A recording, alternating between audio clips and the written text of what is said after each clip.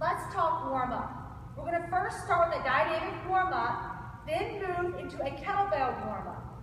First, you're going to set 2 cones or have a distance about 10 meters apart. The first movement you're going to do is a high knees going forward. On the high knees, I'm looking for you to get your knees up and get those arms pumping. Now you want to get as many high knees between your 2 cones as possible.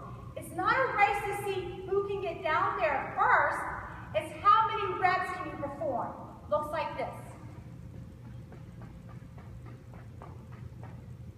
Once you have reached that second cone, you're then going to turn and perform the same thing going backwards.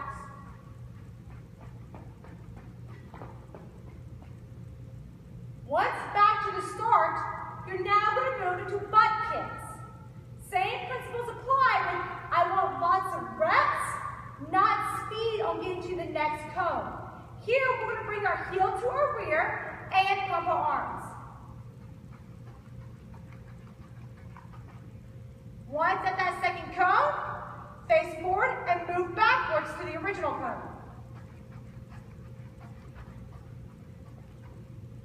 Next, we're going to move into a lunge and rotate. You're going to lunge out with one leg, lower that back leg to about 1 inch off the ground, and you're going to rotate over that front leg. All right? Things to think about. Notice my knee is over my ankle. Very important. We don't want to see our knee over our toe. Stay nice and upright. Keep that knee over that ankle. Once that's established, rotate. Now, I'm going to step into my next one. To keep my balance, I don't step my next foot in front of my right foot. I take it out a little bit to the side, as if you're on a railroad tracks. Same principles apply. I lunge out that leg, lower that back leg, rotate over that front leg.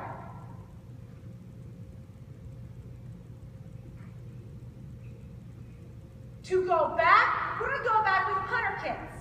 Now I'm looking to have my opposite hand touch my opposite foot.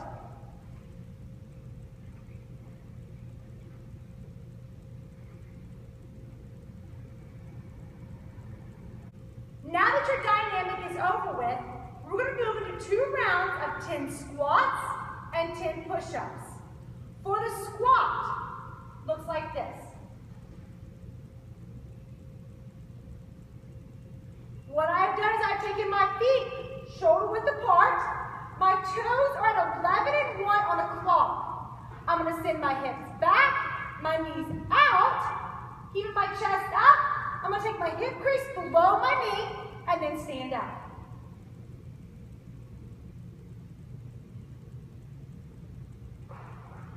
You're going to go for a set of 10. After you have completed 10 squats, we'll move on to 10 push-ups. Push-ups look like this.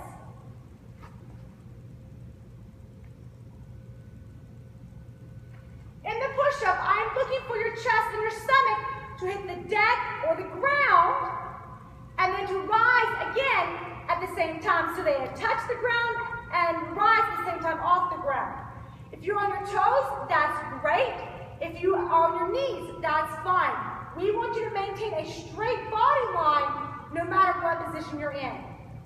So if my hands rise out of my shoulders, I lower down to the ground, send my elbows back, and then I rise up. Everything touches at the same time, everything rises at the same time. If I'm on my knees, same thing. Everything touches at the same time, everything rises at the same time. You're going to perform 2 rounds, 10 squats, 10 push-ups, and then repeat. Once you're done with that, we'll move into our kettlebell warm-up. Once you're done with your squats and push-ups, we're going to return back to our 2 cones and perform our kettlebell warm-up. You're going to start by taking that kettlebell and put it in that rack position. Rack position is where that thumb is at the sternum, right underneath the chin, elbow supporting the bell. From here, you're going to start by just walking down with that kettlebell in that rack position. Once you reach that second cone, we're going to go into 10 squats with the kettlebell in that front rack position. Looks like this.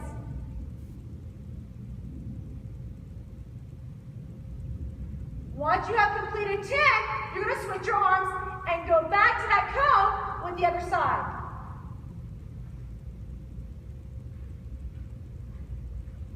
Here you will perform 10 squats with that kettlebell in that front right position.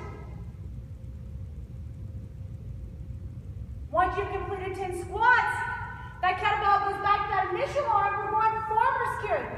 You're going to carry that bell by your side. You're going to walk down to that second cone. Once down here, I want to see 5 suitcase deadlifts. You're going to send your hips back, your chest stays big, that bell's going to touch the ground right outside of your pinky toe. Once you have completed 10, switch your hands, go back to that initial cone. Same thing, feet underneath your hips, hips go back, chest stays big, bell touches right outside of that pinky toe. You will complete 10 reps here. Now when that's done, the bells will go all the way up overhead. You're going to perform an overhead carry to that second cone. Make sure that bell is stacked over your shoulder, over your head. Once down here, we will go into 5 push presses. You're going to bring that bell down to your sternum in that rack position. We're going to dip down. Notice I stayed upright. Punch that bell in the sky. Come back down, dip down, press the bell in the sky. Once you have completed 5, you will switch your hands. Bell goes all the way up overhead. Walk back to that initial cone. Once here, we want 5 push presses. Once 5 are completed, you're going to take your bell, we're going to go into what we call our swings. We're going to do 5 Russian swings and 5 American swings. On the Russian swings, we want to send our hips back. We're going to load our glutes and hamstrings. That bell, with explosion of the hip opener, that bell's going to travel to about my eye height. Nice big chest at all times. Bell goes to the eye level. After you've done 5, we're going to go on to what we call an American swing. So that was Russian swing, here's American swing. Bell, hips go back, we load our glutes and hands. Powerful hip openers, we guide that bell all the way up. I want the bottom of the bell to be facing up, your arms to be straight. You're going to complete 5.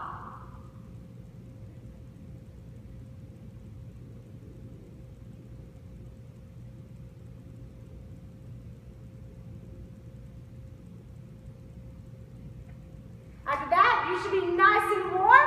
Grab you a sip of water, and let's talk about our first walk.